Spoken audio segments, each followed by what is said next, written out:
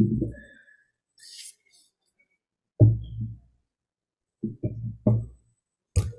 morning, everybody. I'm very happy to open this year's Theological Symposium. Of course, when we call this event, which we have every year, a Theological Symposium, we call it mainly theological as a way of distinguishing it from the Pastoral Symposium, which takes place typically in the spring semester. But theological, but of course the speakers and the topics have ranged. Certainly theological topics proper, like liturgy and ecclesiology the last couple of years, but in the past we've also had scientists from the Vatican Observatory here, as well as biblical scholars and historians. And this year we're very, very excited to have a distinguished philosopher with us, Professor William Desmond. So I'd like to welcome everyone here, all the members of the faculty, all the seminarians and students, friends of the Abbey and Seminary, and certainly all the members of the monastic community who are here, and all of us who are joining the event via live stream. In a moment, I will invite Monsignor to come and open the event properly with a prayer.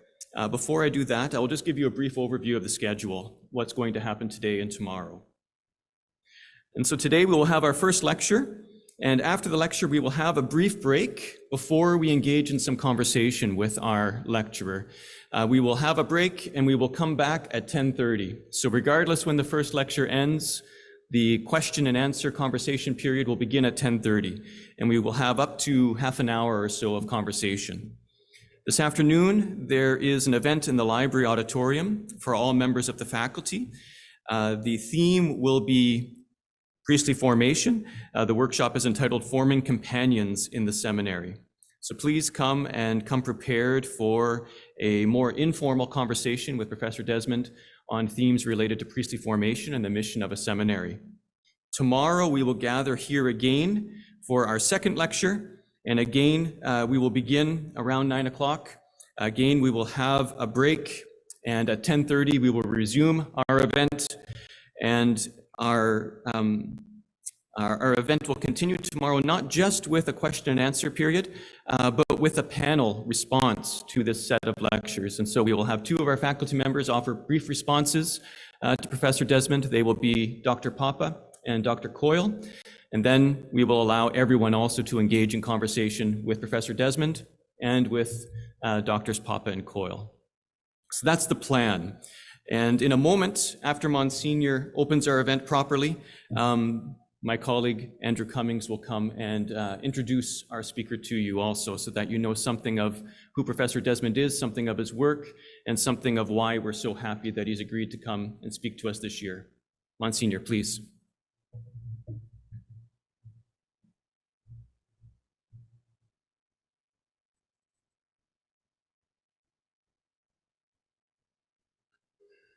In the name of the Father, the Son, and the Holy Spirit. O Lord my God, teach my heart this day where and how to find you.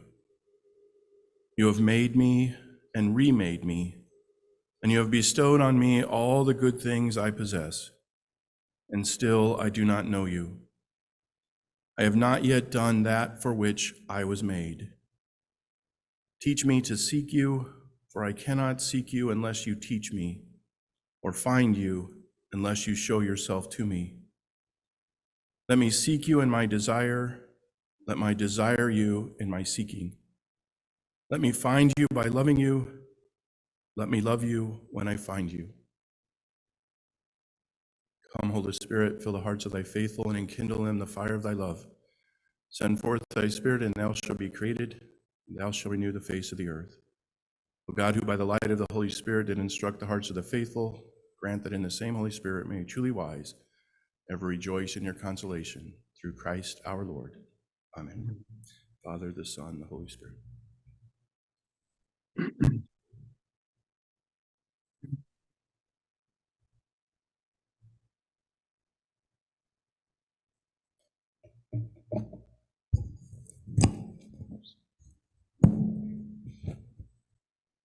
Good morning. It is my pleasure and honor to introduce our theological symposiist for this year, William Desmond, and in fact to welcome him back, even if virtually, to Mount Angel Seminary. As some of you might recall, Professor Desmond delivered the talks for our symposium in 2014 to mark the inauguration of a new Masters of Arts program in philosophy. William Desmond is the David R. Cook Chair in Philosophy at Villanova University and the Thomas A. Kelly Visiting Professor of Philosophy at Maynooth University, Ireland. He is also Professor Emeritus of Philosophy at KU Leuven, where for many years he was Director of the International Program in Philosophy. It was during this time that the current speaker made the acquaintance of Professor Desmond, who agreed to direct an ambitious dissertation on the ontological proof in St. Anselm and Hegel. I have since that time retracted at least some of the thoughts in that work. Professor Desmond has published numerous books and articles in philosophy. Especially noteworthy is his development of an original metaphysical synthesis centering on what he calls the metaxological approach to being. This metaxological metaphysics appeared in a trilogy of works: Being and the Between, Ethics and the Between, and God and the Between. While this is hardly the place to attempt an exposition, this much can be said. Metaxological thought exhibits a steadfast determination to recognize divergent voices in the intellectual tradition of the West and to bring them into conversation with each other. Perhaps it is this non-reductionist openness to other voices that creates a space to renegotiate the relationship between philosophy and theology. And why, you might wonder, would we want to do that? But consider our current cultural climate, which spills over into academia. It is quite possible that we have never been living in as divided an historical epoch as we are now. If the philosophy-theology nexus is to occupy our attention, examples are not difficult to come by. We find philosophy laughing theology to scorn over its conceptual inadequacies. We find theologians dismissing philosophy as useless and perhaps dangerous to the Christian faith. And we find that most of us, at least some of the time, are not sure how to mediate the differences.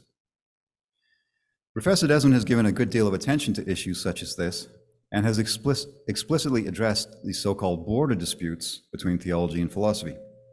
As one commentator puts it, in Desmond's hands, philosophical reason manifests and draws on faith, while theology contributes to, corrects, and perfects philosophy. His latest work, entitled God Sends, From Default Atheism to the Surprise of Revelation, offers a considered and balanced approach to these perennial questions. We are very fortunate to have him as our speaker. Please join me in welcoming him.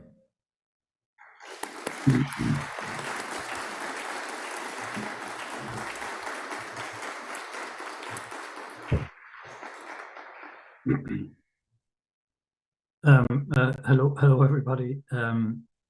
I'd much rather be there in person, and I have very fond memories of my visit back in 2014. I was trying to remember myself how many years ago it was, but it doesn't seem as if it were 8 years ago. The memories of a good and not only pleasant, but very generously received visit are still very vivid in my mind. So my apologies for not being there in person, but I'm very happy to be able to speak to you by means of Zoom and so on. I want to thank, of course, Andrew Cummings for taking care of all of this, for the invitation, and also for the supervision of the logistics, etc., connected with my being with you there at the moment. Yes, Andrew was a student of mine, again, more years ago than 2014, and I'm very glad to continue to be in communication with him, and glad also that he may have revised some of his views. I hope the revision are his views of Hegel, but we haven't had a chance to talk about those nuances at the moment. But so he refers to my most recent book, God Sends, and the remarks that I will make today and this afternoon, and also indeed tomorrow, are very much related to things that I tried to do in that particular book, but again, drawing on other work that I've done also. But I understand the context of the seminar. Students who are seminarians or members of the monastery, and one sometimes finds an attitude that we have to get on to the higher things as quickly as possible. The higher things being theological things and things to do with revelation. And that hurry, if that's the right word, is understandable in one sense, given one's fundamental commitments. Philosophy, in its sometimes too abstract form, seems like something that damps down something of that hurry, and is perhaps not always appreciated. So I would like, just in opening today, to say a few words in praise of philosophy, or perhaps I should say in praise of the promise of philosophy, because it's undoubtedly the case that one can become entangled in particular philosophies that don't help one at all in one's journey towards theological vision or understanding. So it's a double-edged sword in a certain sense, but it's very important to remember within the Catholic tradition, especially, the inseparability of the philosophical and the theological. If we look back to the early centuries of the Church, the feeling was that, in a certain sense, Christianity was true philosophy, and that Christ himself was the realization of what was promised by the philosophers. I think of Augustine saying, I think it's in De Vera Religione, that true philosophy is true theology is true philosophy. That's a phrase that was repeated by Scotus Erugena, the Irish philosopher theologian, some centuries later. A variation of it is to be found in Hegel, though what Hegel does with it is not at all the same as what is implied by Augustine's version of it. But what is evident in all of those thinkers is the sense of inseparability between the two. Now, I'll say a few things just shortly about developments in modern thought that have introduced a certain divorce of sorts between them, to my mind, to the loss of a certain spiritual seriousness in the case of philosophy, and in the case of theology and religion, the danger of not seeing that what's at stake in religion is of the highest challenge and indeed fulfillment to the human mind and the human intellect also. But just to, again, speak in praise of philosophy in a time of somber worry and crisis, we have often come across the idea that the philosopher deals with abstractions, that the philosopher is up in the clouds, so to say. This is an idea that we find in the ancient world too. Socrates was pilloried by Aristophanes for being up in cloud cuckoo land. As far as I know, Aristophanes was the person who invented that particular phrase in Greek. Many of us are familiar with the story of Thales and the Thracian maid. Thales, contemplating the skies, did not notice that there was a hole in the ground in front of him, fell into it, and incurred the ridicule of the Thracian maid. So you have that contrast between those who supposedly remain true to the earth with their feet on the ground, and the philosophers who are scanning the skies through the lenses of their abstractions. That story about Thales, of course, has an addendum. It seems that he was able to read the stars in such a way as to foretell in a coming year that the harvest would be an excellent harvest. And on the basis of those speculations, so to say, he built barns and filled them in due time, and hence brought to himself a worldly yield that would not have been possible if he had not scanned the skies. So again, once again, we're dealing with something that is ambiguous and double. There can be a spirit of abstraction that loses touch with our creaturely condition or earthly condition. But there can also be a mode of thinking that returns us more deeply mindful of what is of importance. on this earth itself and in relation to what is best in terms of human flourishing. Now, again, that's a story from the ancient world, but I think that we, in a strange way, live in our cybernetic age in a certain sense in a bubble of abstractions. There would be no cybernetic science if philosophers had not many, many centuries ago pondered the difference between 1 and 0, on and off, a certain univocal binary logic entering into the possibility of calculative thinking, materialized in a powerful way in our own contemporary technologies, and as we know, hugely shaping the way we now live in the world, especially in the West.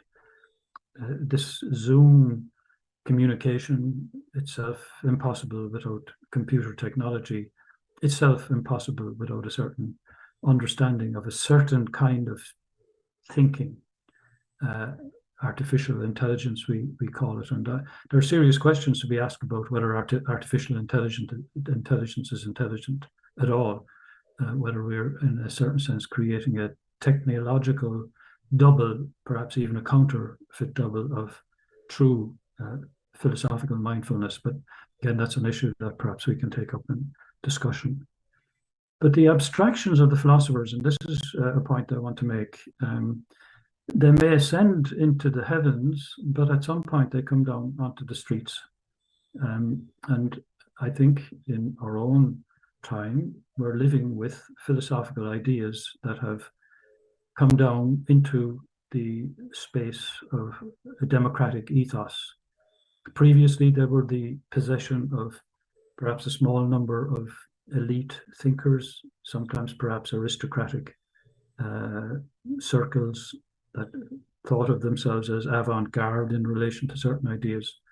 But what begins with a few can in time hugely affect the ethos that shapes the many. Some of those ideas are bound up with the modern notion of freedom, for instance, and perhaps I can return to that as a theme shortly. But freedom is also a very important consideration in relation to the nature of philosophical thinking and its relation to religion and the theological. So it is a mistake not to engage with philosophical ideas. Engaging with philosophical ideas does not necessarily mean that one is endorsing the particular ideas that one engages. But it is very important to know what the range of possibilities might be, and to know in that the ambiguities that can be tilted in one direction or another. Again, just take that example I used, the idea of freedom. Freedom is a marvelous idea and an ideal, but there are understandings of freedom and ways of trying to realize freedom that paradoxically produce the loss of freedom, produce, strangely enough, a kind of tyranny, which supposedly was vanquished by the initial assertion of freedom. So it's that to me is not just a living matter which we come to understand, but nested in our most fundamental concepts are sometimes sly equivocations that we have to explore, and exploring come to understand, and perhaps indeed also be on guard against some of the darker possibilities that are nested in some initially attractive ideas.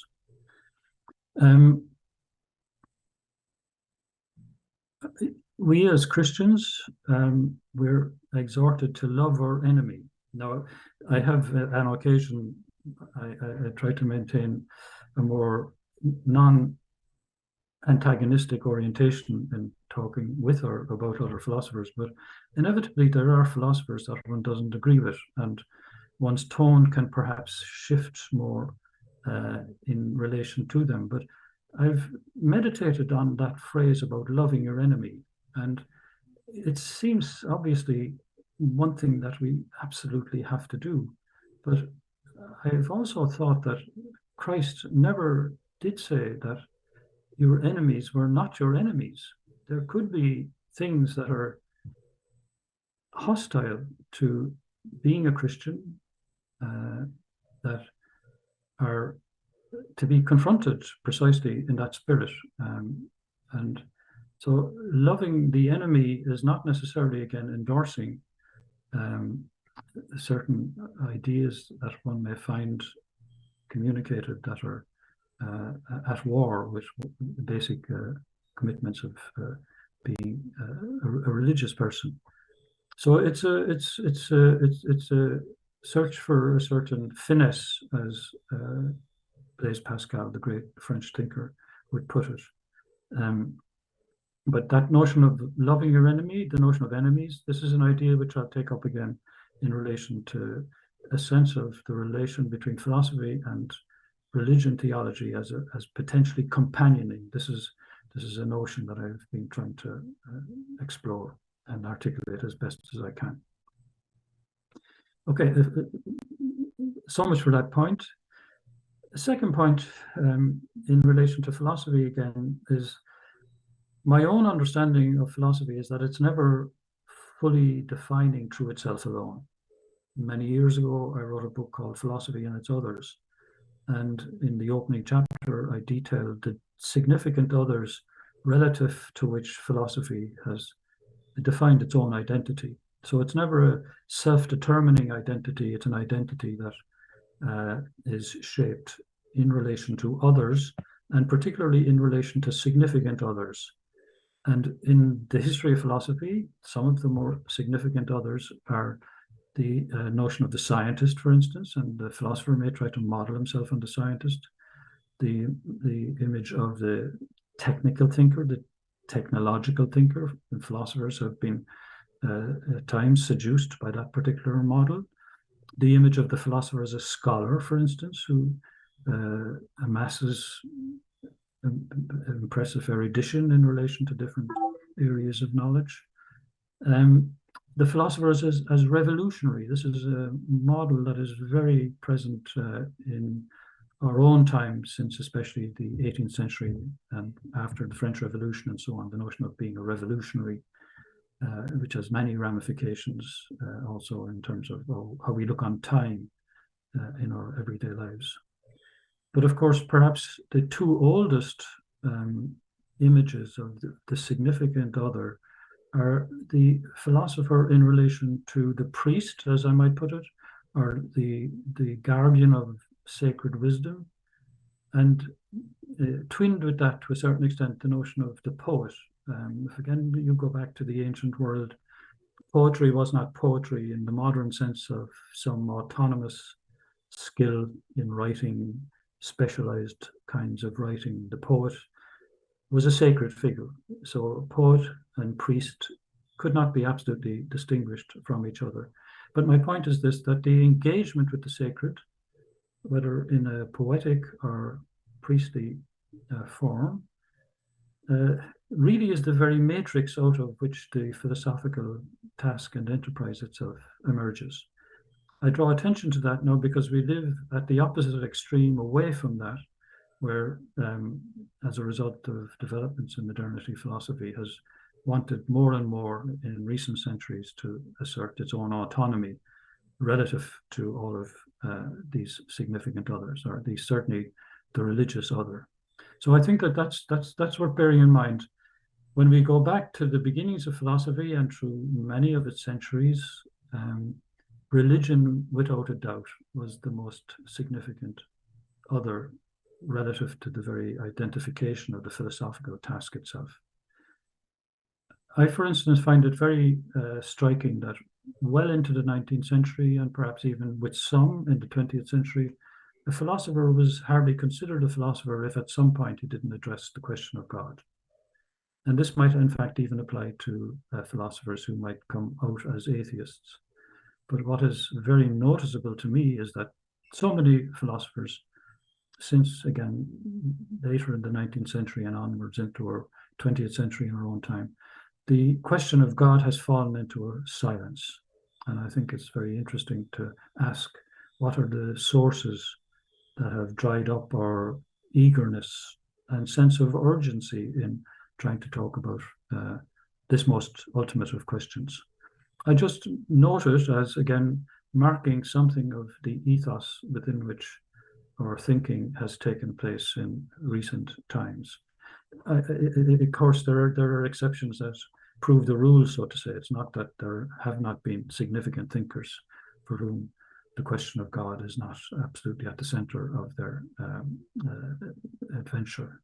I put myself among those, but when I put myself among those, I think I put myself in company that is not always appreciated in many scholarly and academic circles. Okay, so let me just, in another section, just talk a little bit about different relations between philosophy and religion, and then come to the sense of companioning that I want to put a stress on. Again, if we go back into the long history of philosophy, to its origins in the Greek world, there is a standard picture which is still communicated, and it goes something like this, that early humanity gave a sense of significance to their lives as a whole through myths, the mythoi. Again, one can see how this is expressed in different cultures, but we think of the Greek culture as prior to philosophy being governed by the poets, such as Homer, but again, also the poets dealing in sacred stories in which the gods interplayed in this sometimes very intimate way with all of human affairs. And the picture is something like this. These earlier people had not fully developed the powers of logos, and logic, now perhaps understood in a more rational sense. The notion of logos within the Greek tradition and the sense of logos within the biblical tradition. The relationship between those two is, of course, of great importance and well worth pursuing further. But as I say, the standard picture is that logos emerges, philosophy rationalizes what previously was captured in an image or a religious representation. And this was seen as an advance in enlightenment. And in the centuries intervening, perhaps there was a certain amount of backsliding during the Christian centuries. But then when we come to modernity, the task of progressively rationalizing the world is taken up once again through the sciences, through the mathematicization of nature, through the philosophers completing the task of logos in independence from the mythological orientation. So this notion that philosophy is a kind of supersession of the mythic.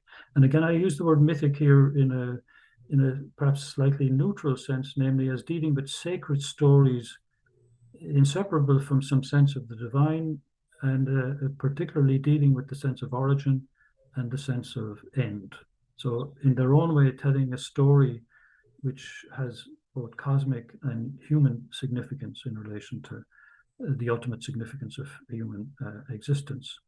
And what I want to say, of course, is that this is really a very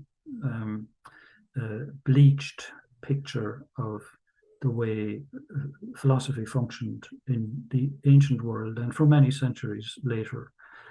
My point would be this, that there is much more porosity between the sense of the sacred and the sense of the philosophical task, the further we go back towards its origins, and that sense of porosity, the sense of permeability between the two, is in certain respects a one-way. It's not a one-way relation. It's not just that reason rationalizes the mythic and then transcends it and does away with it. Quite to the contrary, the sense of reason itself can be imbued with the urgency of sacred ultimacy, and feel that in the area of thinking about things, we have to do justice to the origin and the goal of human striving, particularly. So something of the religious can be taken into the philosophical task itself, just as the thinking of the philosopher can lead to certain purifications of images within the mythic way of looking at things that produce misleading pictures of divinity. in just this last point there, classically, when you look at Plato's Republic, for instance, his critique of the poets is very much bound up with the purification or purgation of images of divinity that Plato, as a philosopher, felt were not appropriate to divinity, as in some sense the meaning of absolute goodness, for instance, the way the gods behaved, was at an ethical level that was at times beneath what you would expect from decently ethical human beings. So you see that there's a potential of a two-way communication between the two. But for me, as perhaps more primarily, initially, certainly a philosopher, it means that we have to have a much more ecumenical sense of philosophical thinking itself, and ecumenical in the sense of being open to possibilities that don't necessarily fit into standard identifications that find themselves more at home in the way different departments are divided up within a university or within a house of studies and so on. So as I will come to say a little bit more about companioning, that sense of movement back and forth, companioning as a kind of betweening.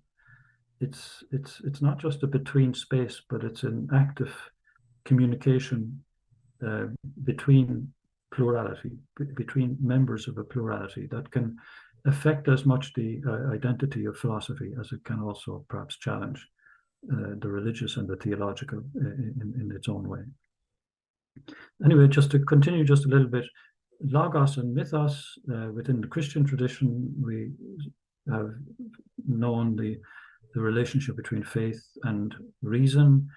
And again, as I indicated at the beginning, the glorious tradition of fides quaerens intellectum, that is, again, Anselm, Augustine, some of the great thinkers of the first millennia of Christianity.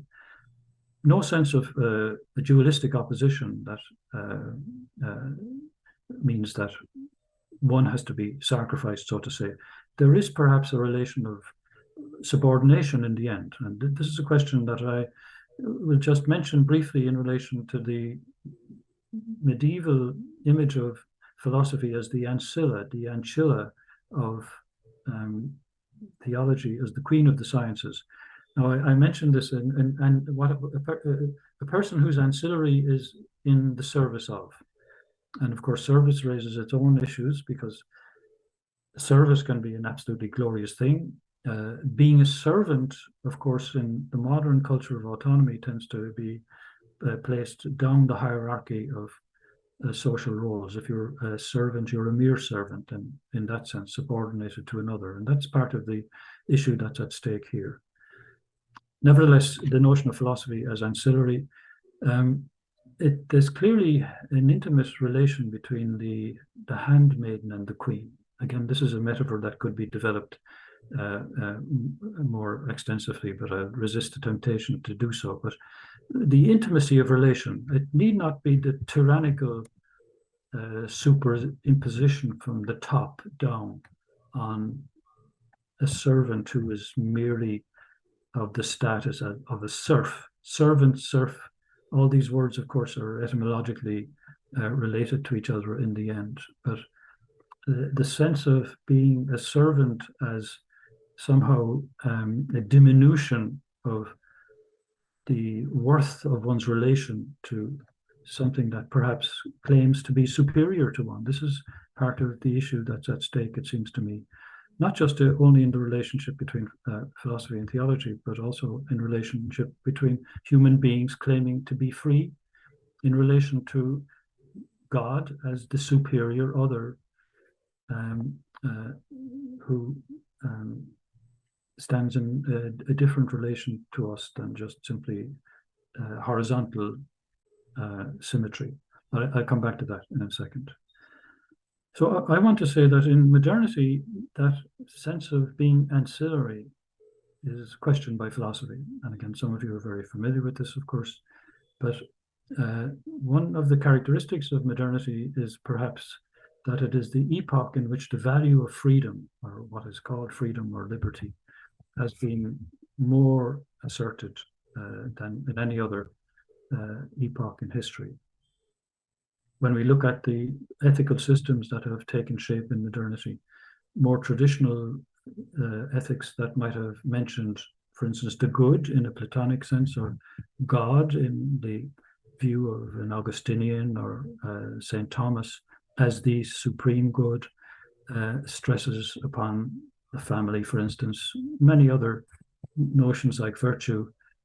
To a certain extent, all of those have been opened to question, but the value of freedom has not been questioned in quite the same way. And I think that when we think of freedom now today, we tend to almost immediately identify with some form of autonomy. And that creates part of the problem, because to be autonomous, again, just looking at the words, a nomos of to auto, a law of the same, you want to be your own self-law. And again, one can understand why this might be the case with certain political organizations. The notion of autonomy, to my knowledge, developed originally in relation to a certain relative sovereignty claimed by a particular territory to rule itself. But self-rule, and then its opposite is often called heteronomy, the nomos of to heteros, the law of the other. The other tends to be then characterized as other to the self, and in such a way that raises the possibility that a subordination of the self might take place. And you can see how this is tied up then with a sense of diffidence about a kind of theological affirmation of the superiority of divinity, relative to which we may receive freedom, but we are always derivative within the religious picture itself. We're never self-creating, never self-generating, never absolutely self-determining, but always, if we do have a freedom, it's an endowed freedom. It's a gifted freedom, so to say. The very word endowment carries that sense of being gifted from another than self. But I want to say this, that again, when one understands the history of modern philosophy, that assertion of the autonomy of philosophy and the autonomy of reason has radicalized itself. Again, of course, there were people who objected to that and continue to be thinkers who think that this is in its own way something that needs to be seriously questioned. But nevertheless, it's an ideal that is asserted in relation to the theological other. Again, I could give many examples. Some of you who have been studying the history of modern philosophy can fill in some of those blanks for yourself. But the autonomy of philosophy, if it does proceed to a more absolute extreme, that relativity to its own significant others becomes significantly weakened also. And the question is whether it can be self-generating without sources of inspiration that come to it, let's say, from the poetic world, sources of inspiration that come to it from the religious world itself. The main, I would say probably the main sources that have influenced the self-image of the philosopher have been the image of the scientist, mathematician, perhaps the technical image of having a technique or method of thinking in that respect. Or, as I mentioned earlier, the image of the revolutionary, where, again, philosophy is not just to be up in the clouds, contemplatively dreaming of divinity. It's to take its place on earth and in the maelstrom of history itself, forging a new identity for humanity through human means alone.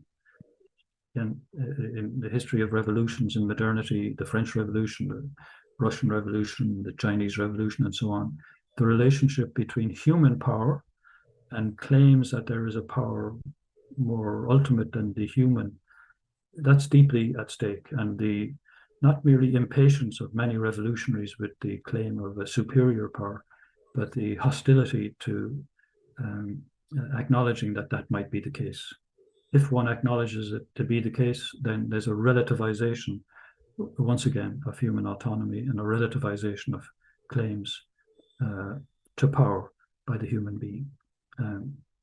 So my claim is this, that in the long run, if you push autonomy, the autonomy of philosophy, it also, of course, produces a kind of equal and opposite reaction on the part of the theological, which then perhaps retreats into a silo of its own, sometimes protectively, sometimes to try and recuperate its own sources of inspiration. You have the siloing. Autonomy can produce a multiplied siloing of enterprises. And instead of a between space that is permeable to communication across differences,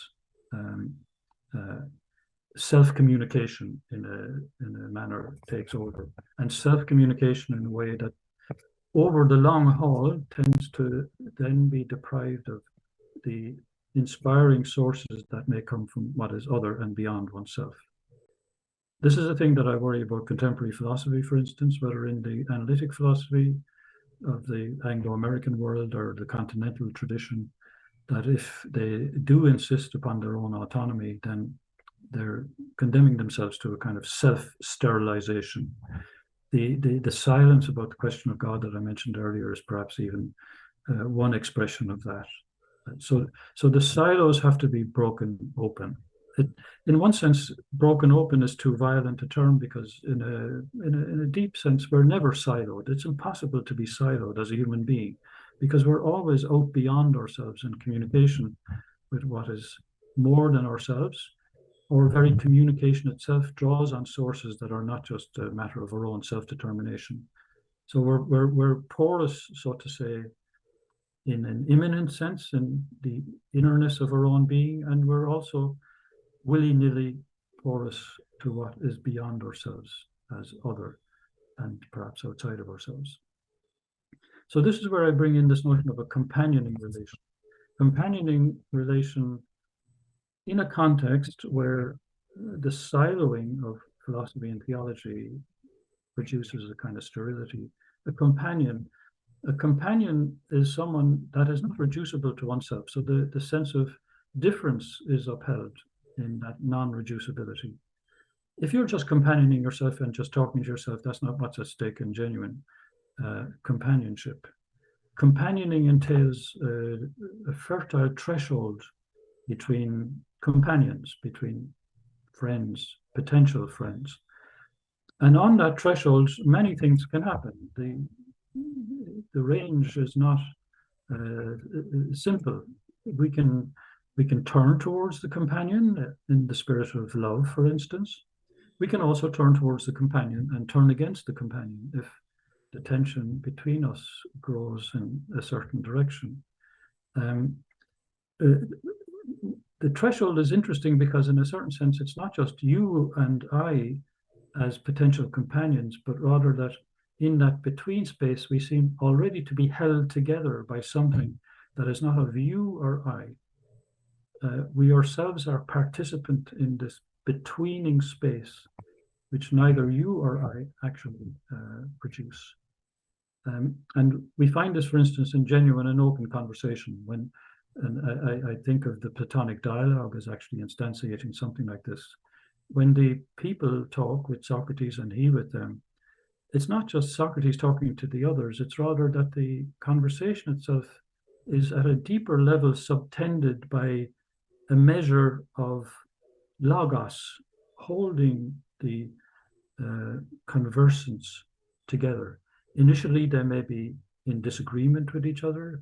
They may develop their companioning through disagreement, but as the conversation proceeds, then perhaps there is a change from disagreement to some agreement, perhaps not total agreement, but it's not just, again, the participants who are being together, but there's something at work in the betweening that defines each of them that is not reducible to any of them. And again, I think the whole question of logos here, in a deeper sense, comes into consideration.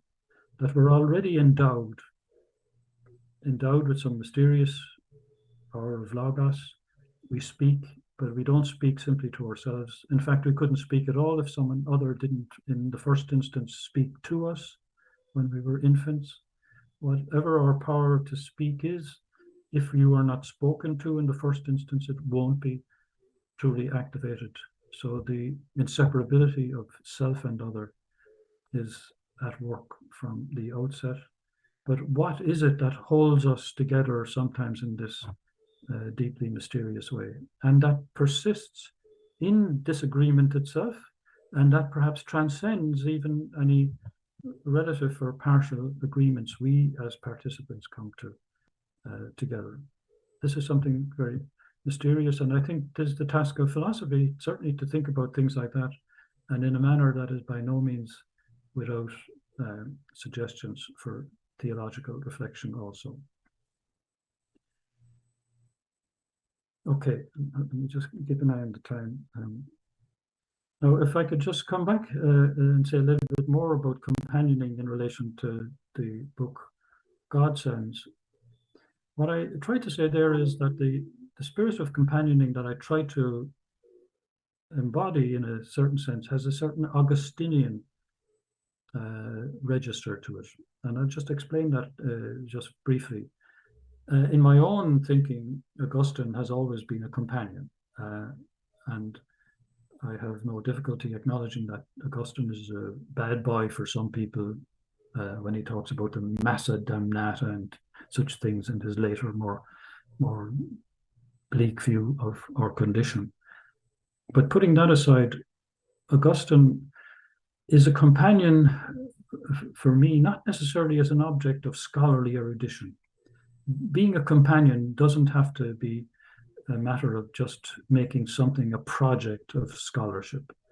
Certain thinkers can be your companions, and be your companions even when you don't think about them. They have entered in some way into the conversation that you yourself are privileged to take part in. But there are two statements in Augustine that I still find particularly fruitful and suggestive. The first one is from his commentaries on the Psalms, where he talks about the double character of his own itinerary as a thinker, philosophical and theological. And he talks about moving from the exterior to the interior, that's the first movement, and then moving from the inferior to the superior. So a double movement from what is other to us in the external sense to an exploration of innerness as a whole world unto itself. And then a second movement by means of which we raise the question whether there is something more than us or above us, the movement from a sense of perhaps our own inferiority to ultimate reality as superior to us. So from the exterior to the interior, from the inferior to the superior. And again, it can be repeated. It was very repeated through the Middle Ages as somehow, in a compact way, gathering together some of the essentials of a spiritual quest, whether intellectual or of the soul, so to say. One of the characteristics of modernity follows the first, in the sense that there is a movement from exteriority to interiority, and we talk about the turn towards the self with Descartes and after. And it's often lauded and praised as a great revolutionary breakthrough of modernity. We're no longer subordinated to external standards or models and so on. We determine the shape of our relation to what is external to us.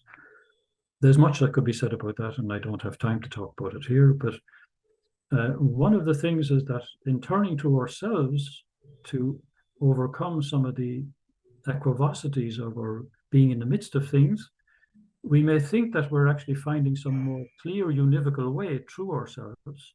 But when we turn to ourselves, we also discover that there are deep equivocities in the inward way also. Now, again, I think that that's worth reflecting on, because in Augustine, his turn towards himself was not just simply a turn towards a blinding light that was there. It became rather a journey in the equivocities of the human heart itself. no clear and distinct idea of the self, rather a mystery that deepens the more one understands it, a mystery that is not dispelled the more one understands it. You could make the claim, of course, in turning to yourself, you also have the danger of the emergence of the possibility of evil. And again, in the Augustinian picture, we have that, again, very pithy formulation where the curvatus, incurvatus in se, being curved back into yourself. So turning to oneself, perhaps the major path of many mystical traditions, but it also can be an entry into an autonomy that refuses communication with what is beyond or other or superior to itself. So I think that that is worth reflecting upon, the way the self has been elevated in the modern period. Dickens, in his novel called Martin Chuzzlewit, opens Chuzzlewit as saying, self, self, self, self. Everyone is interested in self, self, self. Chuzzlewit is giving out about that, but of course, all Chuzzlewit is really interested himself is actually himself. The others aren't interested in him, so he's bemoaning self, self, self. But one can see the point. Our culture in the West certainly is saturated with a certain search for the self, but the search for the self is itself full of these potentially rip currents. You know what a rip current is? The surface looks shiny and smooth. You dive in and there's something under the water that will pull you away to places of potential perdition. So the self is a great question to itself, as Augustine said, but also a great place of danger from the point of view of spiritual corruption also. So that's why the second part of Augustine's quotation, from the inferior to the superior, is, I think, very, very important. And it's very relevant to the challenge to philosophy as well as the enterprise of theology itself, because the movement from the inferior to the superior, of course, is the movement to discovering in inwardness itself some sense of the divine as irreducible simply to our own inwardness. Again, a vastly fascinating question itself. It's quite clear in someone like Augustine, the mystery of self, soul, memoria, or inwardness struck him with a kind of astonishment. And yet there is a mystery beyond that astonishment, which is captured by the word superior. In the innerness itself, something is discovered that it is not just simply of our innerness. And there's another beautiful phrase in Augustine that, again, many of you know, where he talks about God as being interior intimo meo, more interior to my own intimacy than I am to myself. So sometimes it's rendered as interior intimo meo, the intimacy more intimate than the intimacy I have to myself. Again, I find this formulation immensely suggestive, because it's not just entry into the intimacy of the human soul, but it's a further intimacy beyond that intimacy. And we know ourselves how difficult it is to enter into self-exploration, self-examination of conscience, for instance, or if one is not religious, for instance, the way psychoanalysis reveals the labyrinth of the human self in a manner that resists easy summary. But if there is another intimacy beyond that first intimacy, how more difficult that is to explore. And for Augustine, clearly that sense of the deeper and higher intimacy is what's at stake in our being in relation to God. I could say something here about the very event of prayer itself, as one could look at prayer as opening a kind of porosity between what is most intimate in us and this other intimacy of the divine. Without the intimacy, there are many forms of prayer, we know this, of course, but if at some point it doesn't return to this more intimate relation between the human and the divine, it's an interesting question whether one has really understood the meaning of prayer. But my point would be this then, to return to the turn to the self. I want to claim that it's the second movement in the Augustinian itinerary that is has become progressively more difficult for many moderns. The movement from the sense of oneself as inferior, we do not want to think of ourselves as inferior, towards the superior, the sense of a superior otherness, even within the intimacy of our own inwardness. It's the very superiority of it that creates difficulty for a culture of autonomy that would be absolutely self-determining. Now, I will leave it at that for the moment, except perhaps to try and formulate what's at stake here. I do think that there is what I call an antinomy between autonomy and transcendence. That if we emphasize autonomy, we emphasize our own self-determination. If we emphasize divine transcendence, there's something that can't be reduced to simply our own self-determination. So if we absolutize autonomy, in a certain sense, we have to relativize transcendence. Or if transcendence is absolute, then we have to relativize autonomy.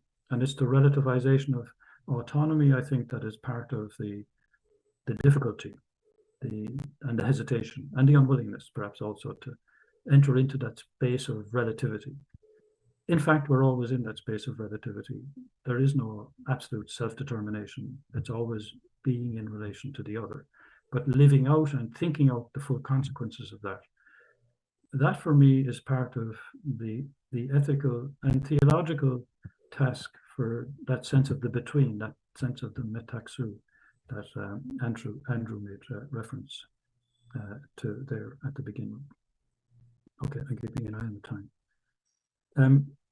So companioning is potentially open to the superior, it seems to me, or a genuine companioning, in a manner perhaps analogous to what I just said about conversation, that we're held together and perhaps overarched by something that is not of you or I, something more ultimate, enabling us to be in communication, something more ultimate also in drawing us towards a fuller realization that neither you or I can simply guarantee through our own autonomy alone.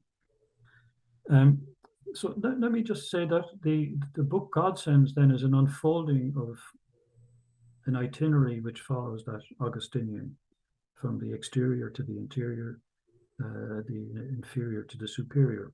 And I will just, in perhaps concluding, say a little bit about the two extremes: default atheism and the surprise of revelation. The opening chapter, called Default Atheism, this is a phrase, I don't know if anyone has used it, but it strikes me that in the 20th century, if you look at the studies of the intellectuals, those who in universities, scientists, and so on, if you look at the early part of the century, most scientists, for instance, would say that they're believers. They practice science like their fellow scientists, but no existential sense of divergence between being a believer and a scientist was particularly expressed. But as you come towards the end of the 20th century into our own time, the percentage of those who explicitly will claim to be believers seems to have fallen precipitously low by comparison. And my thinking is something like this, that atheism with many intellectuals has become, it operates almost like a default system, that if you're a believer, you have to somehow prove yourself in opposition to what is the default position to be accepted. And if you look at what a default position is, if I could just try and explain it very briefly, a default position is something that a system requires in order to operate, but it doesn't necessarily enter into the operation of the system itself. When something goes wrong with a system and it's put under stress, then it falls back to the default and perhaps can survive until it's fixed and is up and running again.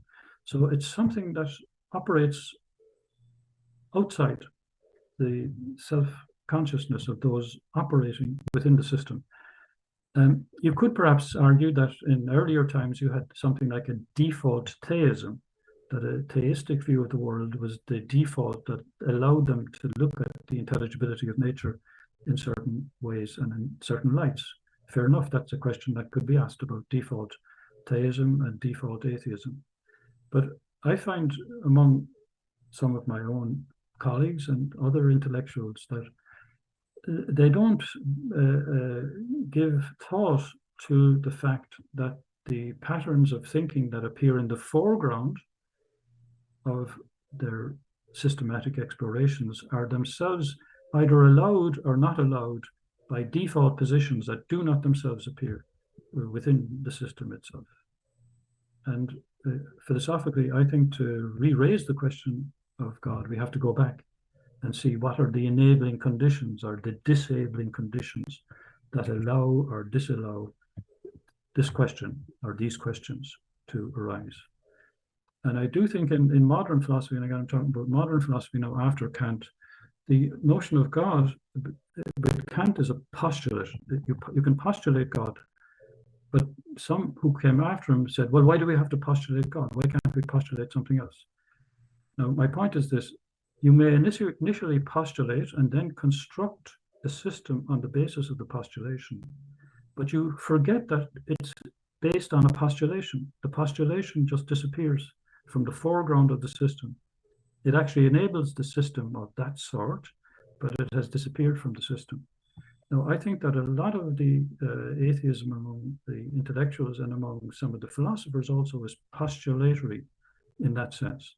But it's postulatory in which the presuppositions have vanished from self-consciousness within the system itself. I could elaborate that more fully, but I don't think this is the place to do that. So in other words, the self-evidence of atheism to some people is itself based upon enabling or disabling conditions that don't themselves become the object of proper reflection. And that's why, as far as I'm concerned, it's very important in a certain sense to step back from foreground thinking into these more deeply enabling conditions that allow the thinking to take place at all. This is part of what I think of as the task of metaphysics, in fact. And I think it's an extremely salutary work to do because much of the time we're thinking things, but the things that we think are emergent out of sources of which we are deeply ignorant. That movement from the exterior to the interior in the Augustinian sense can be exemplified by a deeper exploration of what the true defaults. I mean, again, in God in the Between, I try to indicate that there are defaults, there are things at work in the nature of being itself that in a certain sense are not deconstructible, but it takes a different orientation in investigation to be able to look at those. So default atheism, one example of this I quote in the book, there's a very eminent philosopher, is quite old now, Thomas Nagel, and he had been thinking about the relationship between mind and world all his career, and he came to the conclusion that the arguments indicated that there was a consonance between mind and reality that certainly could not be explained on Darwinian terms. He said that in the most recent book and was excoriated for saying that. So his investigation itself was bringing him to the belief that there was something mysterious about this consonance between mind and reality. But he then raises the question, but if I continue to think in that way, then I have to raise the question of God. And he says something to the effect, I don't want that to be true. I don't want to go that particular direction. Now, it's a very honest thing on his part to say that, but I think that the reason why he's honest in the sense that he sees that the logic of the argument, so to say, moves in that direction, but the conclusion that would follow from it would open up a space that is verboten, that's forbidden on the postulates that are the presuppositions that are at work in so much of intellectual investigation today. So he's caught in a bind in a certain sense, but the involuntary honesty about the situation I found very, very striking as an instance of this default atheism at work. In the final chapter of the book, I take up this notion of godsends and revelation. And again, just to say a few things, and then I end. But the word godsend is a word that still is in use in language. We use it all the time, and in most usages, it's perhaps evaporated. The meaning of it is evaporated. But I look into the fact that it's where we live in an epoch where, from one point of view, there should no longer be anything such as a godsend.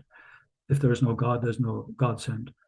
And yet we use that language to describe unanticipated bounty, unexpected gifts, that sense of a revelation which could not in any sense be anticipated.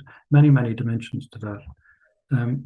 And I think that what is interesting is that the seeds of an older way of looking at the world are present in certain words, and godsend is one of those words. The world that went with the godsend, at least officially, is said to have vanished. So I'm interested in words like godsend, as I call them, like a chink through which some sense of this other might be approached or experienced. And it's a philosophical and a religious exploration of what godsend might mean and what godsend gets turned into in the modern stress on human self-determination. Because if we become the gods of the world, so to say, then godsend becomes the circle by means of which humanity is simply sending messages to itself, circling around itself, seemingly epitomizing the essence of self-determination.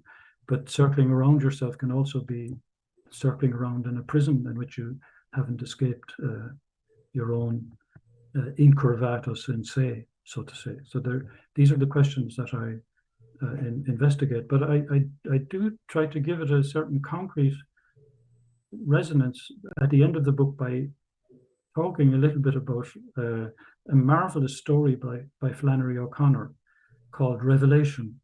And I thought maybe I could just read a paragraph or two of what I wrote there.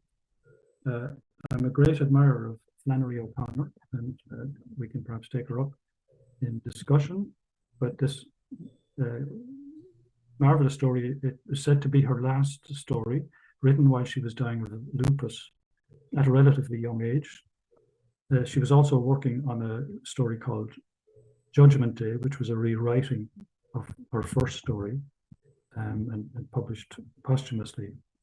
But let me just, again, some of you know this, and if you don't know it, I hope you take this as an invitation to come to know it. The setting of the story, and I'm just reading from my own, the setting of the story is quite ordinary, but the ordinary is not merely banal, but secretly saturated with redemptive possibility.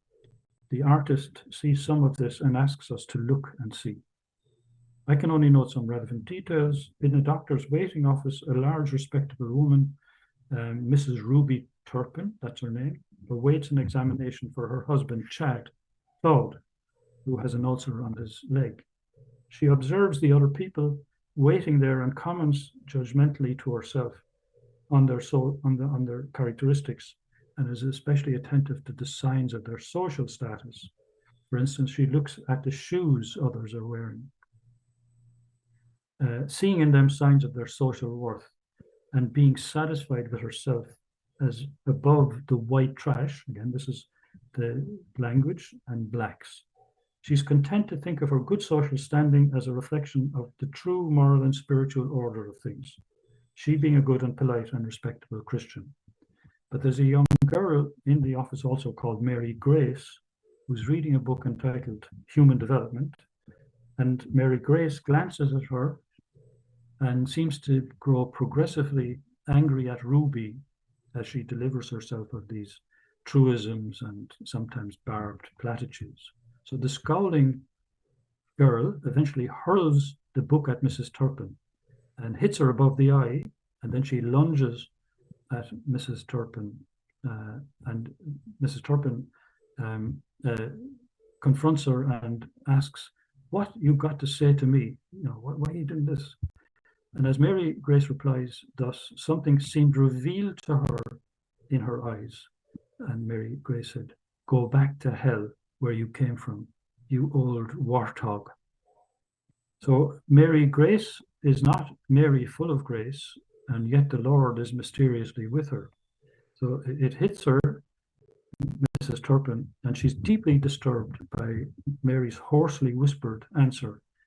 But instead of going back to hell, she returns home, mulling uneasily over the meaning of what she said. Home is a pig farm, and in what more politely is called the pig parlor, Mrs. Turpin hoses down her hogs, growing more and more angry with God at the possible implication of the message. At home, she is not at home, but goes across the fields with the look of a woman, this is citing the word, the look of a woman going single-handed, weaponless into battle. Weaponless, she's disarmed, she's nakedly porous, and yet in perhaps the ultimate struggle, a country female Jacob, as O'Connor described her elsewhere. Jacob contended with an angel in the night, and though lamed, he held out.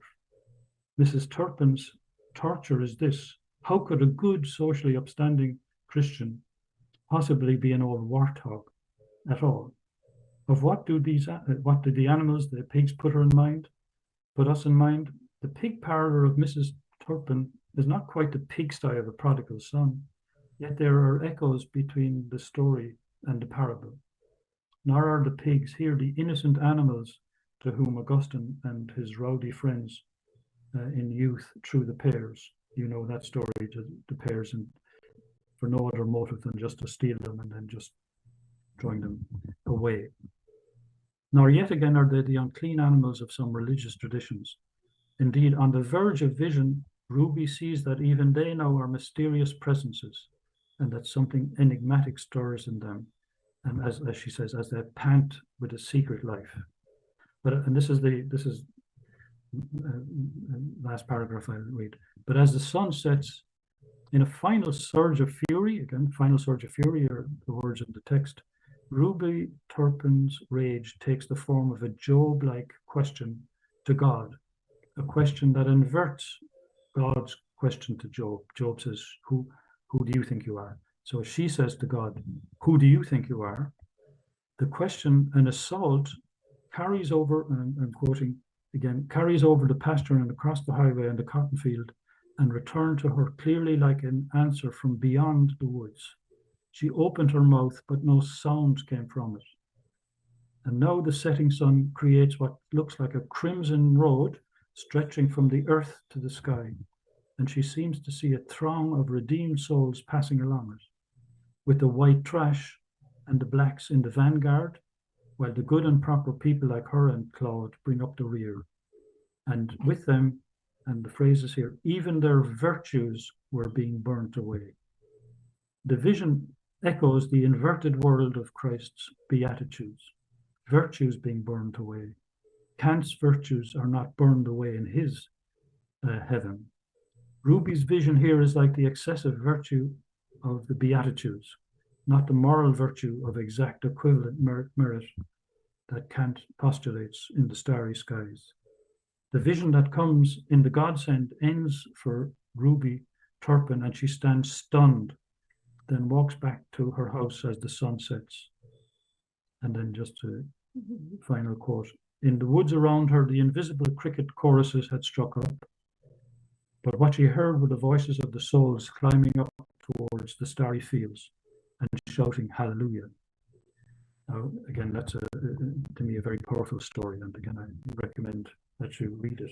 But to just conclude, this is a story, and in that chapter on Godsend, I talk about the nature of the word. I talk about the idea of revelation, and I end with the story. And the story brings us back to the intimacies of the human condition itself. Remember again the word myth earlier on that I mentioned. That could also simply be translated as a story, a sacred story. This is a sacred story which has the inflection of Christian revelation woven into its very texture. It's very, very powerful. And I think part of the task of philosophy is to be also companioning to great literature like that of Flannery O'Connor, as well as to the serious spiritual explorations of religious thinkers and theologians. So let me end with that, and we continue companioning conversation, I hope. Thank you very much.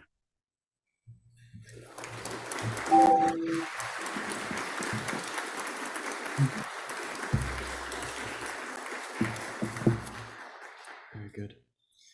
Professor Desmond, you've given us so much already. Thank you so much for an excellent beginning to our theological symposium this year. You've given us so much to consider, ranging over the entire history of philosophy from ancient Greece to the 19th and 20th centuries, and everything encompassed in these two movements, from the exterior to the interior, from the inferior to the superior, and everything in between. So thank you for this. I look forward to gathering with you all again here right away. We'll have some opportunity for conversation. I have 10:20, so 10 minutes. 10-minute break, please. We'll start again at 10:30. Thank you. So we're just about to get started with the question and answer discussion session. If anybody has a question, we'll pass this wireless mic over to you. We only ask that you stand up as you ask the question and introduce yourself. But yeah, let's open the floor to discussion. Anyone with a question or even a comment, you're more than welcome to ask. So just raise your hand, maybe we'll pass the mic over to you.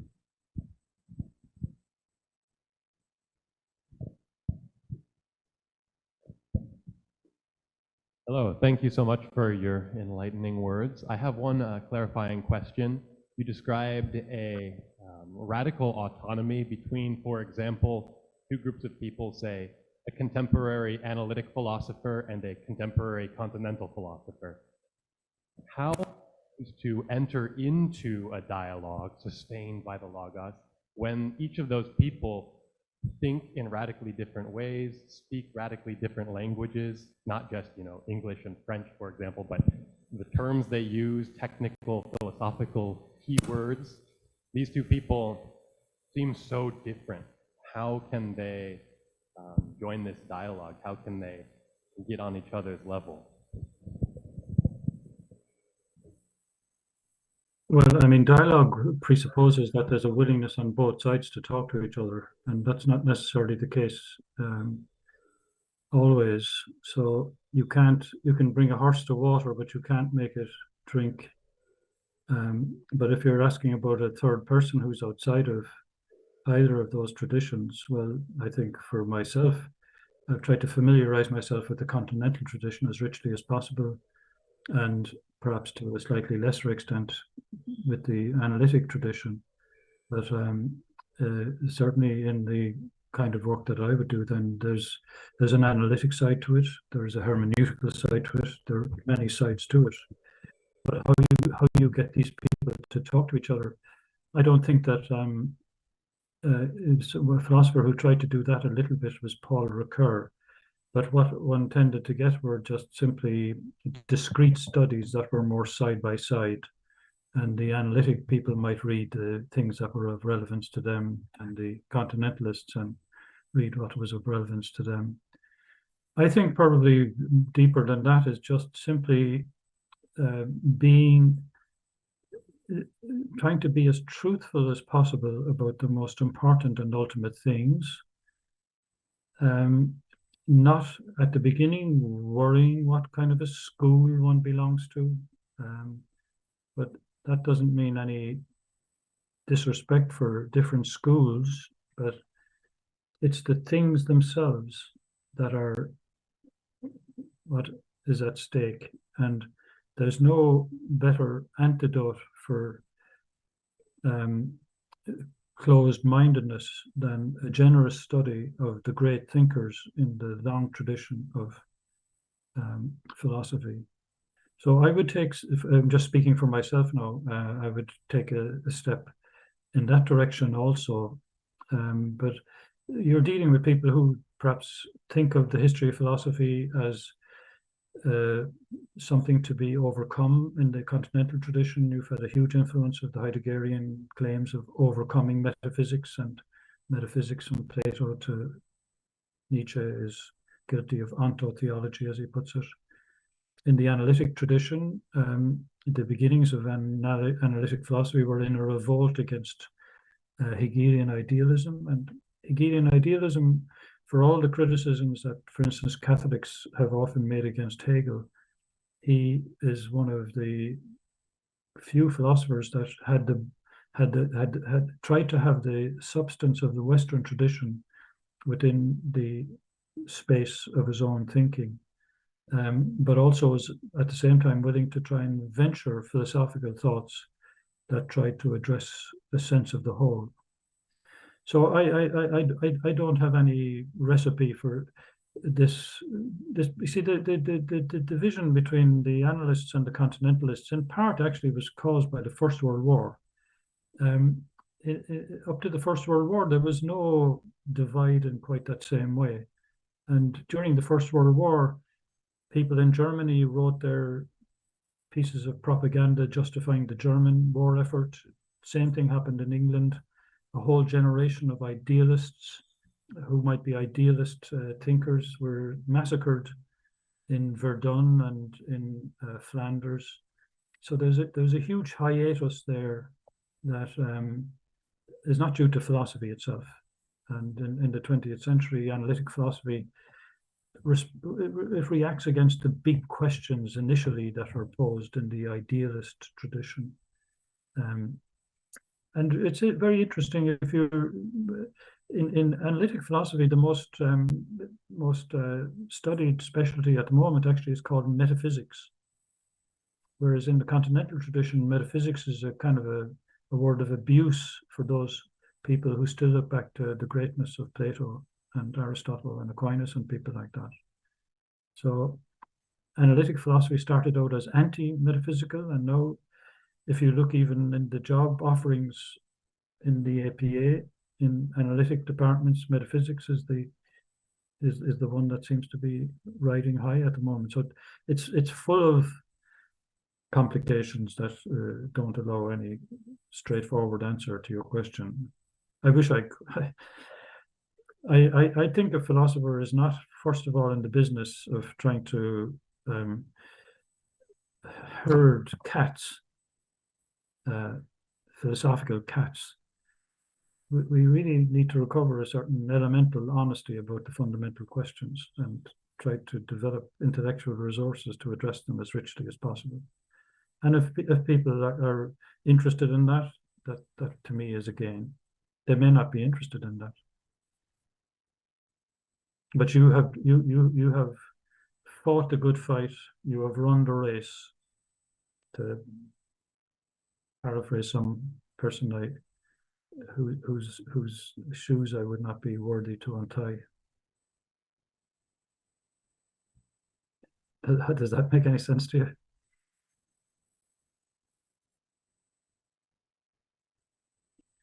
Just one addendum. I wrote in a book called The Voiding of Being. There's a chapter which is entitled "Are we all scholastics now?" Subtitle is on analytic, dialectical, and transdialectical thinking. And I open with the question whether in the continental tradition you get hermeneutical scholastics of the text, and in the analytic tradition you get technical scholastics of the puzzle.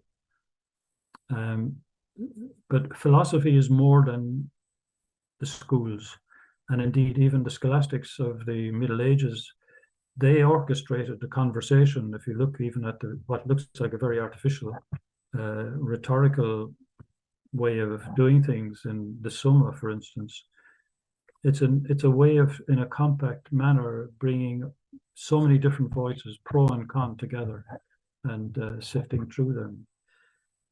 But I do think that philosophy in the academy has become scholastic in a manner that is not necessarily life enhancing.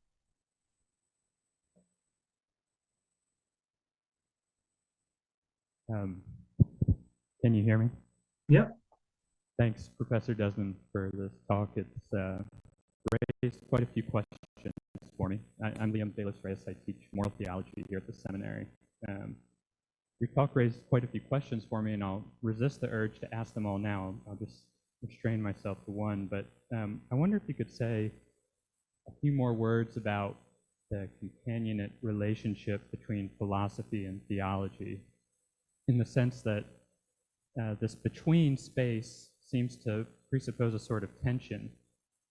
You can't reduce one to the other, but at the same time, both, at least in an ideal world, would recognize that they benefit from being in this conversation together. They each stand to gain from this companionship. I wonder if you could talk about both sides of that tension. What is it that precludes the reduction of theology to philosophy, or philosophy to theology? And what does each, let's say, in the best understanding, stand to sort of gain from this companionship? Well, I mean, again, there are different practices of philosophy. So what one means by philosophy is plurivocal.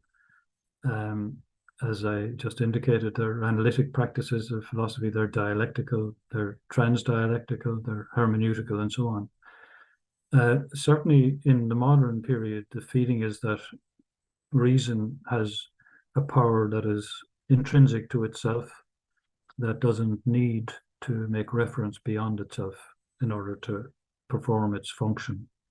So whether that is a sustainable self-understanding of reason is, I think, part of the issue here also. Whether reason actually is grounded on something like a ontological confidence in intelligibility that has to be presupposed for reason itself to go in search of intelligibility. Whether reason itself is porous to, again, enabling sources that are not themselves the product of reason.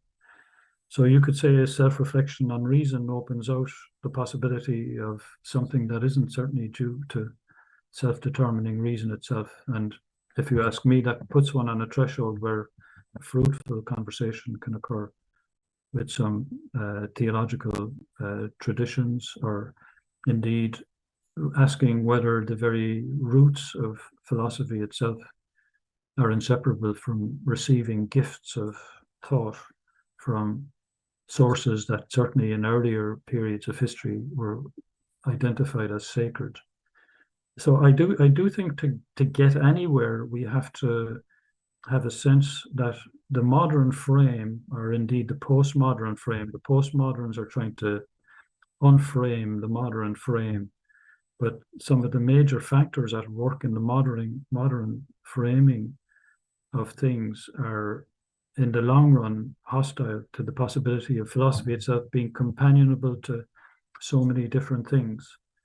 And the kind of reductio ad absurdum is the silo of scholars who simply talk to themselves and actually are not activated by the perplexity that is the part of the lifeblood of thinking itself.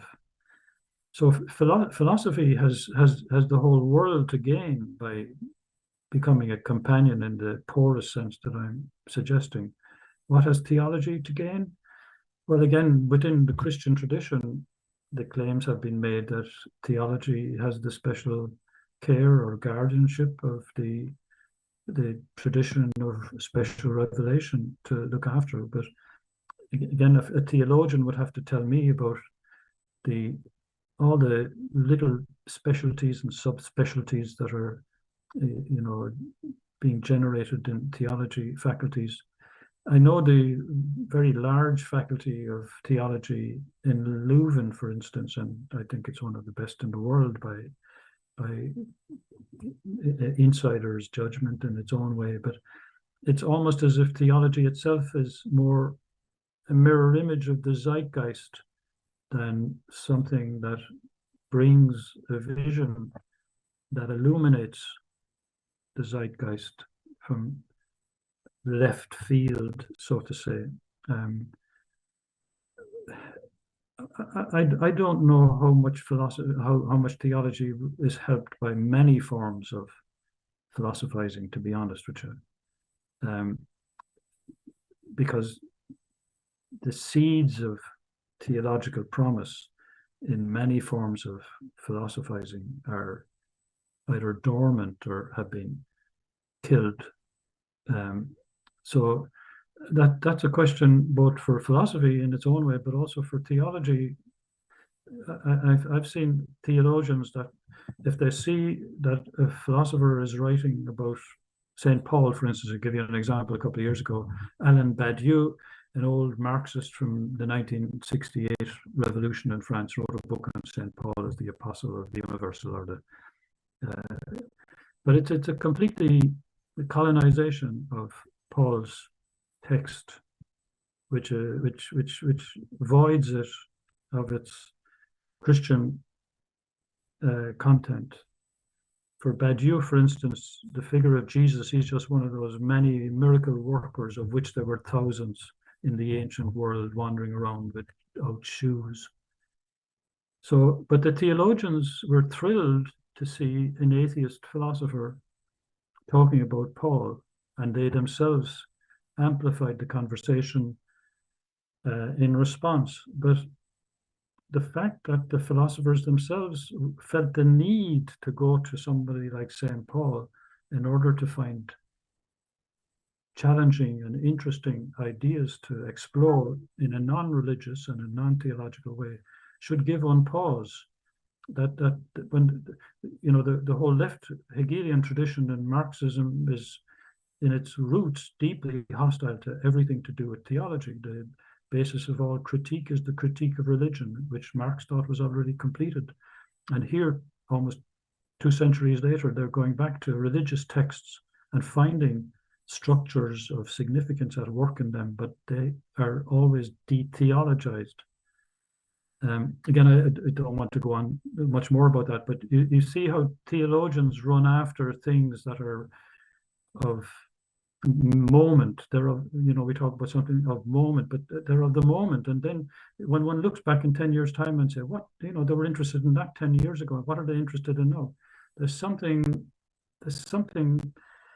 unballasted about that approach to the seriousness of the issues that are at stake, I think. I'm not giving you a very good answer from the point of view of pointing you forward in any direction. Quite the opposite. I think that in terms of the social organization of both philosophical and theological studies, there are real questions to be raised, and it's not clear how one answers them.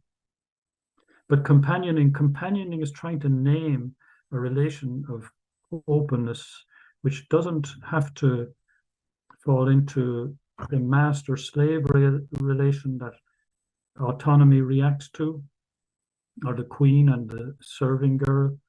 And yet, among companions, differences of superiority can in fact come to be acknowledged.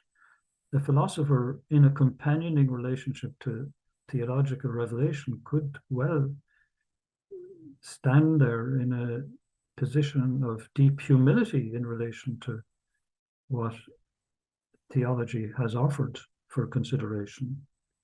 And similarly, I think theology has to get serious about developing systematic resources of a conceptual sort, and not simply running after what happens to be fashionable in the zeitgeist at this particular moment. Again, is philosophy itself up to the task of offering that to theology? That's another question. But I think theology has to be it has to be an intellectual apostolate, so to say.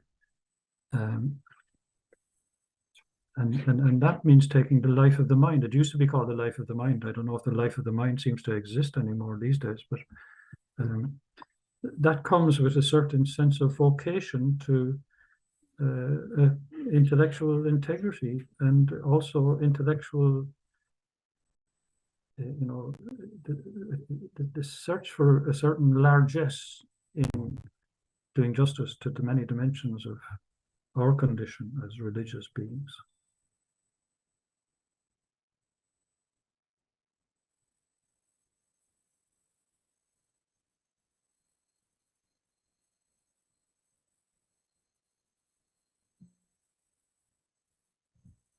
Hello, Dr. Desmond.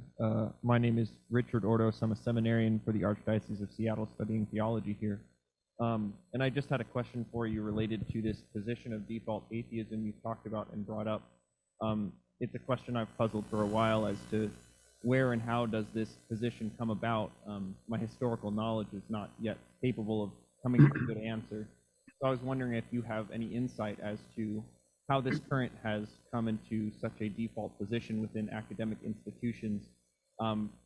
Perhaps if there's a philosophical trend that has just simply moved into that space in the current age, or if it's a larger cultural, socio-political dynamic that you've seen drive this state that we're in currently, or is it perhaps a mixture of both?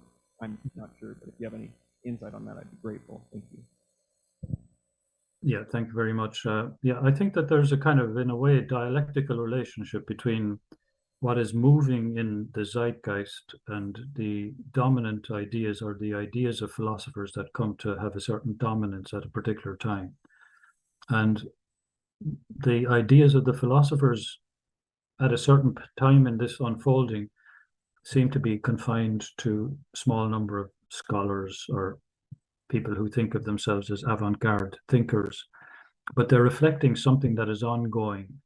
They're not just in the end, in fact, producing these ideas out of thin air, but as I put it earlier in the remarks, what is up in the clouds, so to say, descends to the streets at a particular point and becomes more widespread, and people then can, in a perhaps diluted form, see the point of certain ideas that previously were just confined to a small group of elite intellectuals. I'll give you these examples, just two examples to give an account of default atheism a little bit. If you go back to Kant, Kant is reputed in the first critique to have demolished the traditional arguments for God's existence. Now again, reports of that demolition are grossly exaggerated, actually, as far as I'm concerned. If you look at the details of Kant's epistemology, he's open to many challenges, but it's undoubtedly the case that many took him to have had that effect. But in the second critique at the end, he believes that on the basis of our moral being, we have to postulate the existence of God. There's a famous moral proof, and it's well worth, of course, considering in its own terms, because there's something about our moral being that makes an unconditional charge on us. So how do we make sense of that unconditional charge? And again, not to go into the details of the proof itself, the fact of the matter is we have to think, if we're moral beings, we have to think as if God exists. So we postulate the existence of God, but it's a postulated existence, and that postulation becomes either weakened or reversed in some of his successors, who ask the question, well, why must we postulate such a God? Why must we postulate a God in the beyond to make sense of the immanent life that we live here on this side of things? So there's this allergy to beyondness and transcendence that is used also as a weapon against Kant, and to drag things back into the immanent frame. The figure that I would mention as a kind of successor to Kant, but moving in that direction, is Nietzsche. Nietzsche is normally not put in the same family relation as Kant, but I see them as in the same family. Ultimately, Nietzsche is a bit of a bad sheep in the Kantian family that Kant would have been horrified by, I think. But when you, for instance, I give you there's a section in Zarathustra called On the Blissful Islands, and Zarathustra says something like this: once I looked, he's looking out beyond into the infinite horizons. Once I looked beyond and I dreamed of God.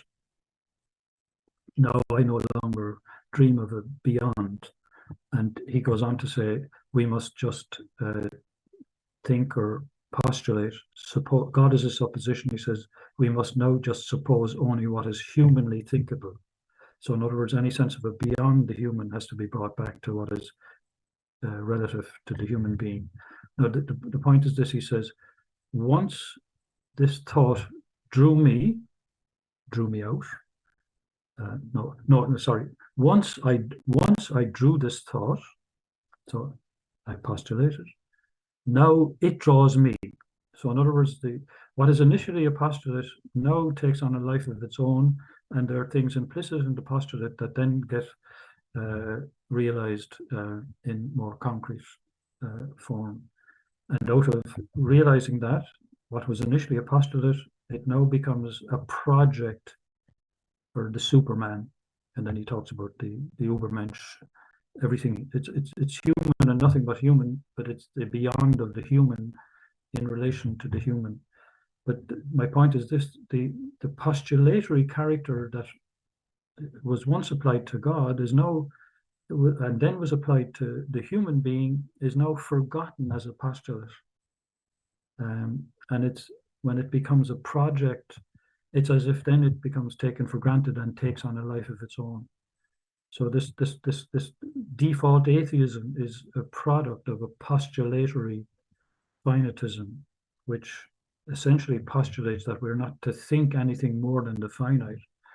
But as I say, the fact that it begins as a postulate is forgotten, and it becomes a presupposition, an absolute presupposition even, of the whole way of looking at things.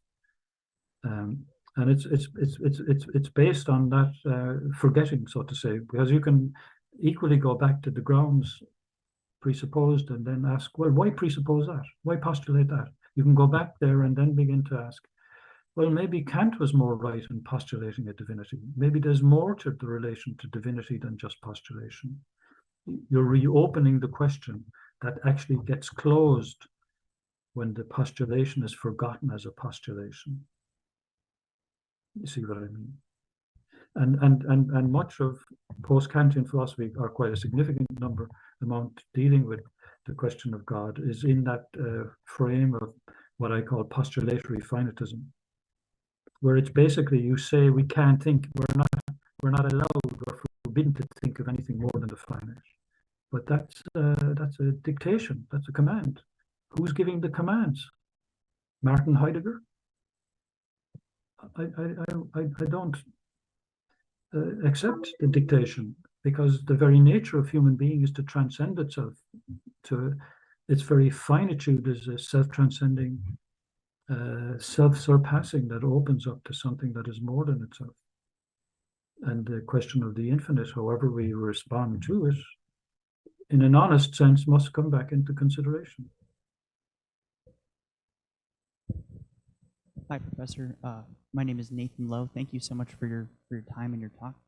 I just had a question about when you're talking about the proselytization of God as sort of the basis of what we could call philosophical understanding. The immediate thought that came into my mind was sort of a castle built upon a rock, the rock being God, I guess. And when we're talking about how those formed in the atheist default are reacting to that, I think for me, I can see that there's an immediate reaction of wanting to tear down the castle, as it were, to break down the base, the proselytization, to build up something in their own image, in something different. And I guess I just want to do maybe for us who are looking into ministry, how would we combat that in a charitable way that would be helpful and not demeaning or destructing the base ourselves, I guess? No, it's a very difficult question, a very good question, a very difficult question.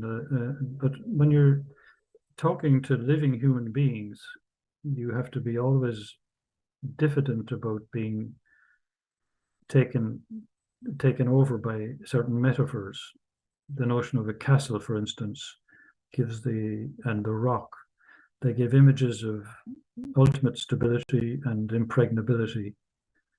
In a pastoral situation, certainly it could well be the case that there are people who are at sea, so to say, who are looking for an anchor and need an anchor. But it could also be the case that there are people who need not to be locked up in castles, who need a more, let's call it, a recognition of the fragility of the human condition as itself a place of porosity where God can be communicated.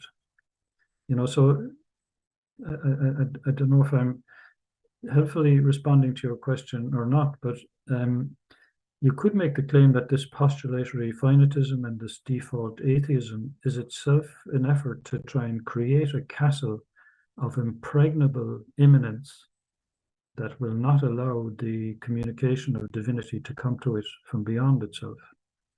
So in a certain sense, we're all in the business of creating those impregnable defensive constructions.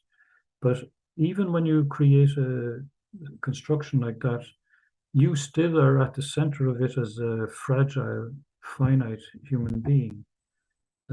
There's no absolute impregnability for the human being itself, and that lack of absolute impregnability can, in my view, actually be turned into a possible opening.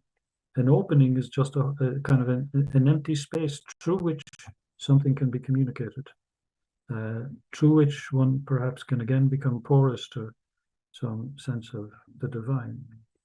Again, for instance, I sometimes think of those in alcoholic rehabilitation, where it seems that one of the crucial events is that you reach a certain limit, you can't go on.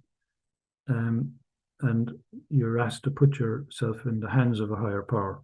Now, I've read of people who were non-believers, and initially they said, I can't do anything like that, but they performed a gesture, so to say, without giving any content to the so-called higher power, and something happened to them. They placed themselves in a space of vulnerability, and again, there's no guarantee that the communication of a sense of aid or change will come. But that's, I think, part of the mystery of freedom, that you place yourself in a posture of openness, and there's no guarantee that what comes to you will be in the form that you dictate. You can't dictate to it. So again, what I'm saying there is that impregnability can be something that is itself ambiguous, precisely because it runs the risk of either closing itself off from what is beyond itself, or inducing in others alike. For instance, there's a little town in Italy called Geminiani. It's near Florence, and in the village itself, this beautiful village, there are all these towers going up into the air, and going back to the 15th, 16th century, the families there, a lot of the time they got on with each other, but then when rows and disagreements broke out, they would all go into their towers. They were literally like silos, as protection. But you see, it gives a certain protection, but it also diminishes very deeply the possibility of human communication and interaction. So in certain circumstances, you need to be protected against destructive forces that put an end to everything. But I think the sense of divinity that comes out of the Christian tradition is extraordinary from the point of view of the image of the cross. The image of the cross is not an image. Jesus Christ was crucified and perforated with the spear. The body itself was pierced with nails. It's the image of a violent opening of the body of a suffering, innocent, divine man. And it's in that absolute vulnerability to even the execrations of the creatures, the human beings that we are, that something of the divine goodness and indeed forgiveness is communicated. You see what I mean? The Christian religion, from that point of view, is a very, very strange religion. It's not a religion of that kind of security that is impregnable as a fortress. Though again, there's a great hymn by Bach, "Und feste Burg ist unser Gott." The kind of steadfastness, like as you say, a castle or rock. That's an image that recurs again and again in trying to think of the fidelity of God to human beings. But the fidelity is also coupled with this radical tenderness and vulnerability, especially, as I say, within the Christian tradition.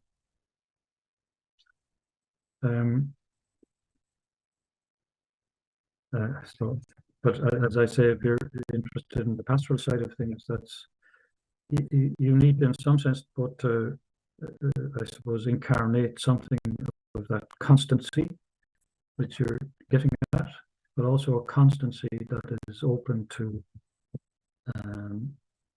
the fragile fluctuations of another person seeking in the darkness. That's I prefer at the moment to be talking to you face to face about things like this, but I hope I communicate something. I think we have time for one more question here. Thank you, Professor Desmond. My name is Brother Damien. I'm a seminarian from St. Martin's Abbey, about 300 kilometers north of here. You mentioned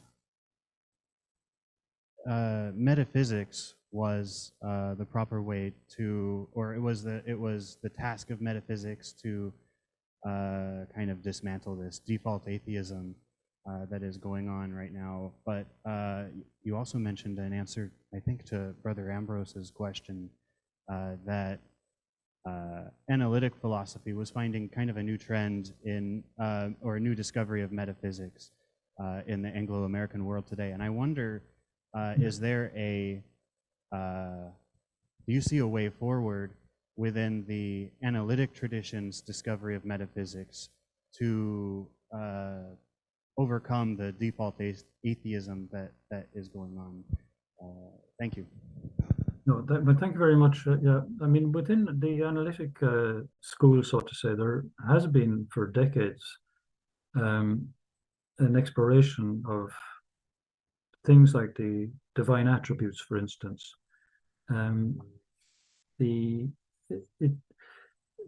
What was that person who was at Notre Dame?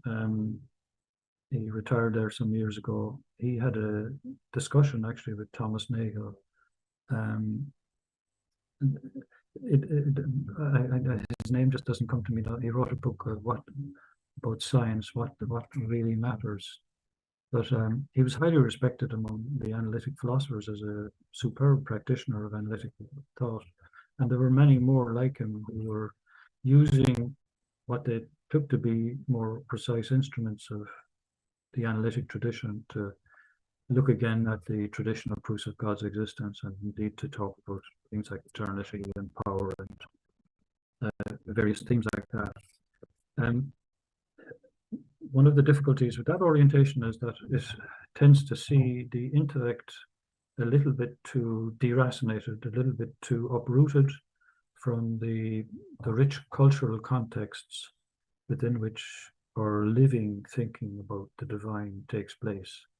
So within the continental tradition, you might say their hermeneutical gifts make them attentive to fluctuations in the zeitgeist in that sense, whereas the ideal of analytic thinking seems to be to somehow rise above that and have general abstractions that are immune from those fluctuations.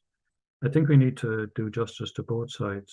And towards the end of, he's still alive, I forget his name, I'm sorry what his name is, no, somebody can remind me. He began to realize that what looked like technical proofs for the existence of God and so on were themselves embedded in perhaps a whole set of cultural presuppositions that now needed to be investigated. It's this latter side of things that I believe is very important. Also, I'm not a critic of analytical thinking. I think analysis is absolutely essential to the task of philosophy, but thinking is not exhausted by analytic thinking. There are other kinds of thinking that we also require. And I would say that the sense of metaphysics that I have been trying to develop, in one sense, is, in the continental tradition, Heidegger started out wanting to bring back metaphysics, and he ends up then wanting to transcend metaphysics. But Aristotle was a major beacon in his way of thinking. But one thing that he doesn't do justice to, or he doesn't really take up in its virtuality, is this statement in Aristotle, where Aristotle says more than once in the Metaphysics, being is said in many senses. And I try to argue that that statement is full of promise if we explore the different senses of being. Because if, for instance, the univocal sense of being is in the dominant, we look at reality with certain eyes. If we have a sense of equivocity, we'll be more attentive to the finesses of the human condition. I then talk about the dialectic and the metaxological, but there's also reflections in my work on an analogical sense of being. Heidegger just simply totalizes the Western tradition as the metaphysics of presence without seeing the plurality of practices of metaphysics throughout the long history of its conversation. And in a certain sense, what I call metaxological metaphysics is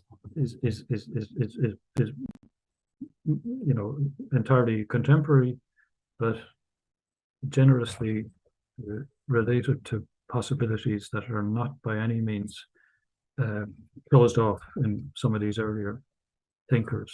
It's not just a question of overcoming metaphysics, it's a question of going into the sources of metaphysics and renewing them in a manner that meets the more skeptical, if not even nihilistic, currents of thought that are so present in recent times. But that also, I think, means analytic thinking can't do justice to a sense of the whole. An analysis takes, you might have a complex whole which you take apart, you begin to see what's involved in the complex whole. The synthetic side of things, where it's not a question of just reconstituting the whole, but analytic thinking is already embedded in the flow of life itself, so to say, and the parts that it separates, it has to, in its own way, bring back to the fullness of that flow. So again, as I say, literally an analysis, the word analusis, to loose, like you have a knot, you loosen the knot, you see what's involved in the knot, you're no longer knotted. But on loosening a knot can actually free thinking of a sort that isn't merely analytic, leading to, in my view, more dialectical and metaxological ways of thinking. But again, as I say, it's just paradoxical that metaphysics is so prevalent now in analytic philosophy since it began its history over 100 years ago as a revolt against metaphysics in the form of idealistic philosophy. So I think that's all the time we have for questions right now. It wouldn't have been Alvin Plantinga you were thinking of, would it? Alvin Plantinga, yeah, right, exactly, yeah. That's who I was thinking of, yeah. Well, so before we leave, just a couple of reminders. We have another lecture tomorrow. I believe the title is Philosophy Before and After Christianity. And for faculty, we have a workshop at 1:30 in the library auditorium. So we have those things to look forward to. And so please join me one more time in thanking Professor Desmond.